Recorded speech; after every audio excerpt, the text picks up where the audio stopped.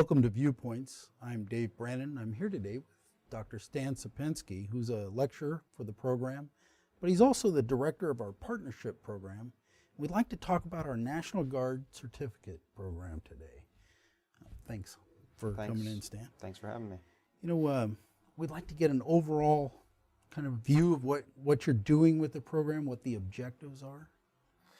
Well, about a year ago, in mid-2006, the National Guard Bureau came to us, and they felt the need to have more of an educated cadre of folks that understand Homeland Defense and Homeland Security. And they were making that distinction between education and normal training. Absolutely, absolutely. That's good because that fits more with our style. Certainly. Yeah. They do a lot of training. They don't do a lot of education. Right. The Guard has had folks in the program since we started. Virtually every class has had some Guardsmen, and so they knew about the quality of the program. So they came to us and said, we'd like to do something specifically for Guard folks. So we worked with them, and we developed a one-year graduate level certificate on Homeland Defense, Homeland Security, and it touches also on defense support to civil authorities. So that's a 12-month program. They're going to be in class for that full 12 months. It's 12 months. It's designed to go 12 months, and it's 12 credit hours that they're going to get. Okay. But we are going to use the same format that we use in the CHDS classes. It's a hybrid format. The students are going to get together at the beginning and the end of each semester, and they will do distance learning in between. In the 12 months, what they'll actually get is 12 college credit hours that they can transfer to a local university and then use that to continue on to a master's degree. Further their education. Right. So the objective is slightly different than the CHDS MA program here. Yes, it is, I'd say.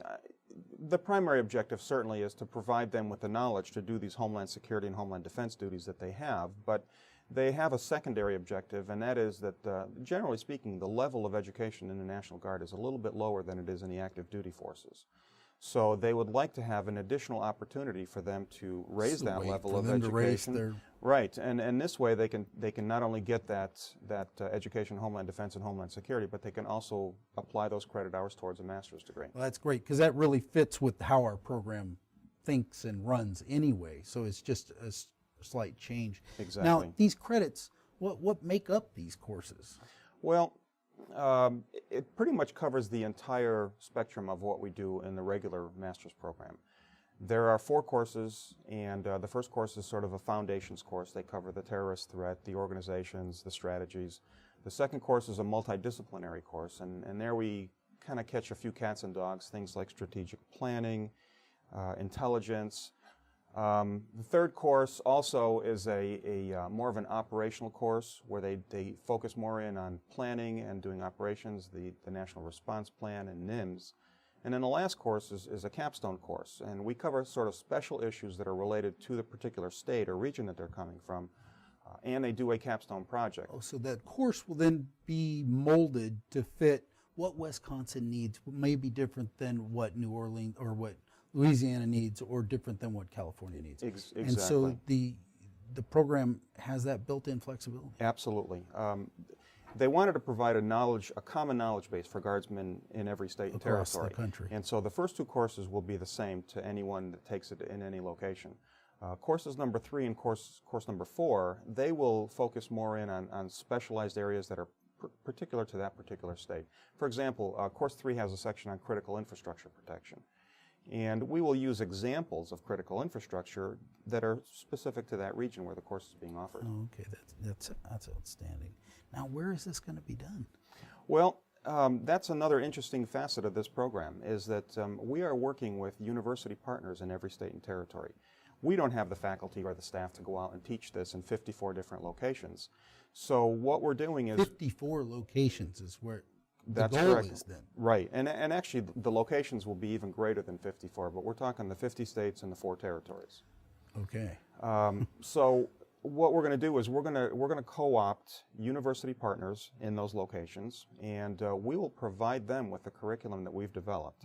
And their faculty are going to come here to Monterey to CHDS, and we will educate the educator so that they can then take this material and offer these programs to the Guardsmen using their own faculty. Okay, so are you using some of the CHDS faculty then to start that? Or Right how now, does that- yes, good question. Right now we are actually using CHDS faculty to test and pilot these courses, and we're doing that in Arizona and Missouri.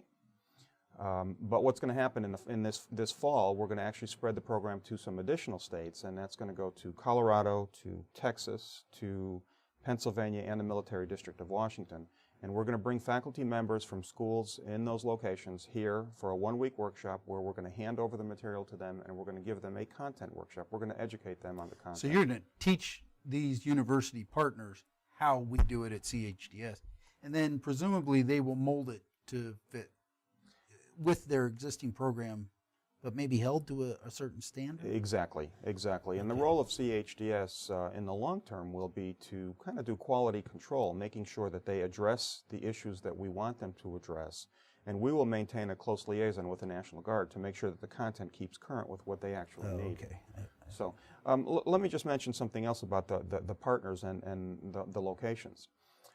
In this pilot program right now, we have only Guardsmen, and this is a very important piece of this, and that is that as we move forward, this will open not only to Guardsmen, but to other first responders in those areas where they're working.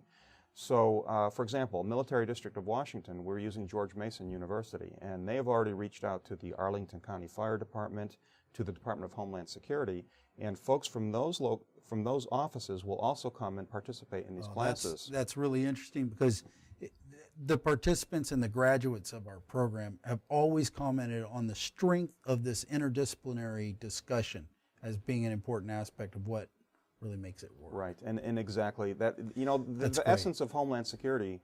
I think most of our graduates would say that the essence of Homeland Security is building the relationships that are necessary to conduct the activities that need to be conducted. And so through this program, we're not only going to provide the knowledge that they need, but we're going to be helping build those very relationships that are needed. Well, that sounds outstanding. Stan, thank you very much for coming into Viewpoints. My pleasure.